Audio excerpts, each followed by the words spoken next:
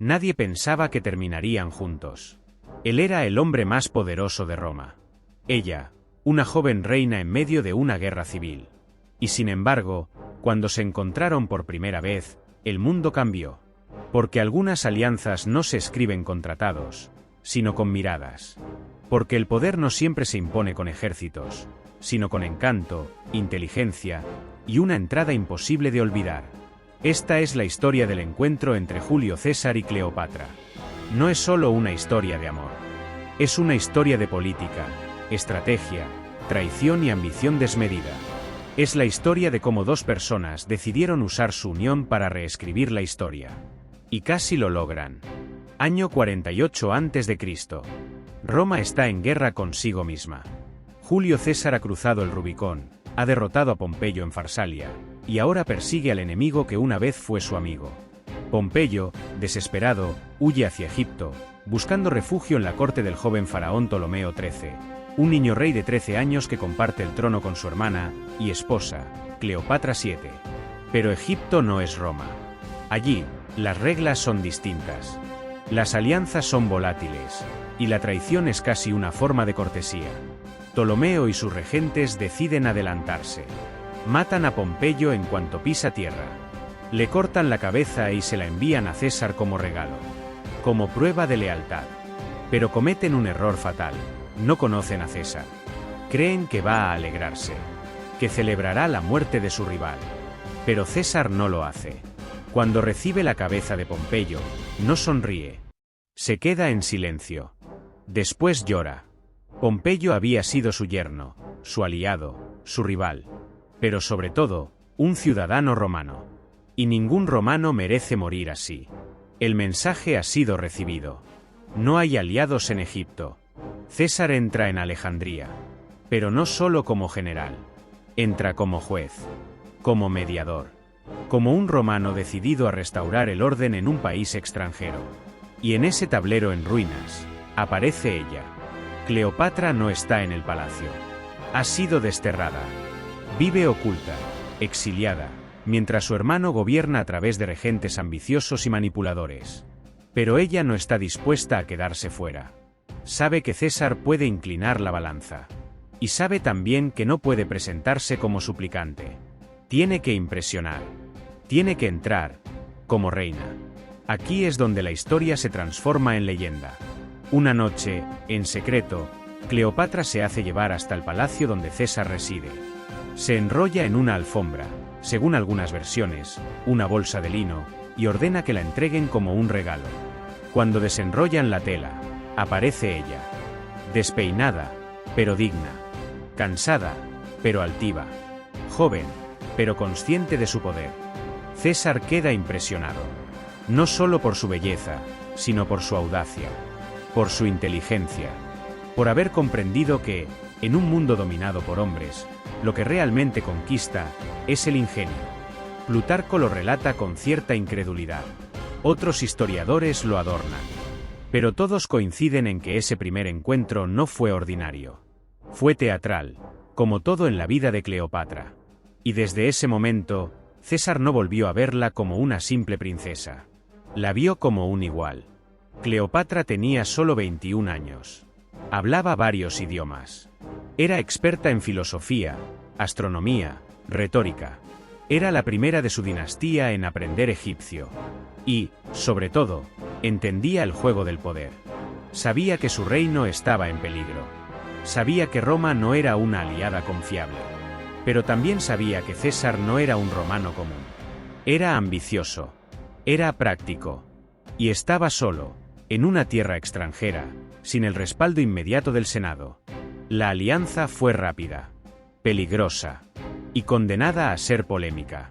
César decidió respaldar a Cleopatra en su reclamación al trono. Ella, en respuesta, ofreció no solo su país, sino su lealtad. Ptolomeo y sus regentes se rebelaron. Se encerraron en el palacio.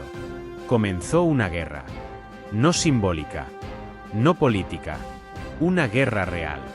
Con flechas, fuego, soldados y sangre. El palacio se convirtió en un campo de batalla. Y César, el conquistador de la Galia, se encontró atrapado en Alejandría. Durante semanas, resistieron juntos.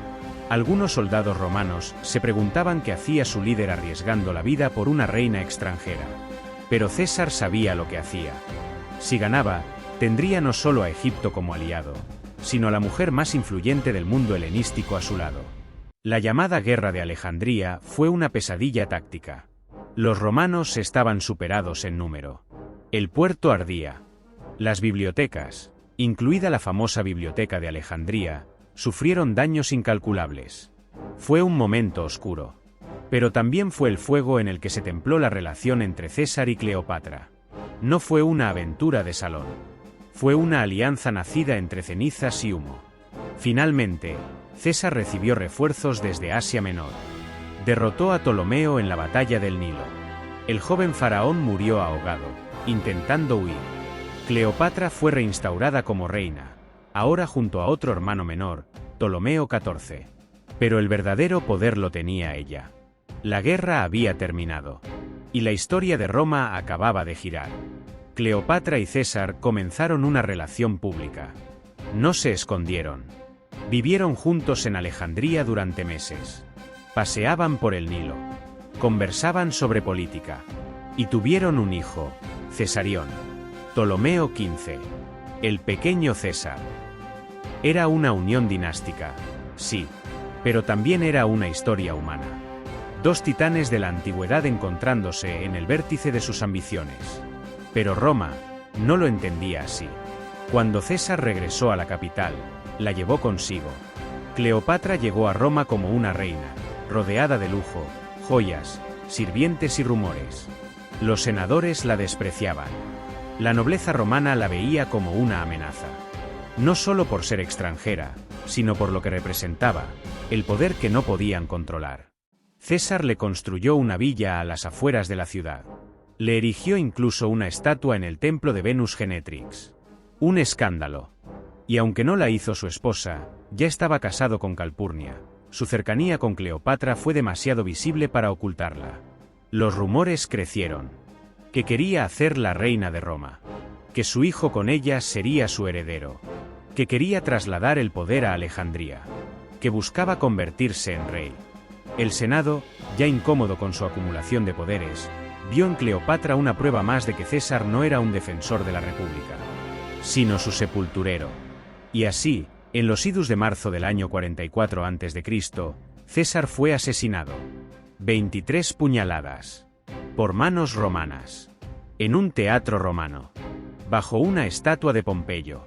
Fue la culminación de años de desconfianza, y quizás, de celos. Cleopatra estaba en Roma cuando ocurrió. Desapareció poco después.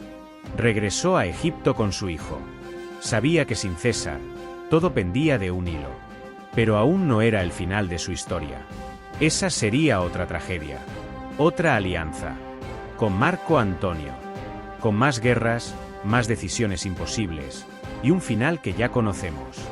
Pero en este punto, la historia de Cleopatra y César ya estaba escrita.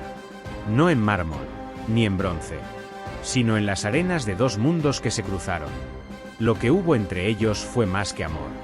Fue estrategia, pasión, necesidad mutua.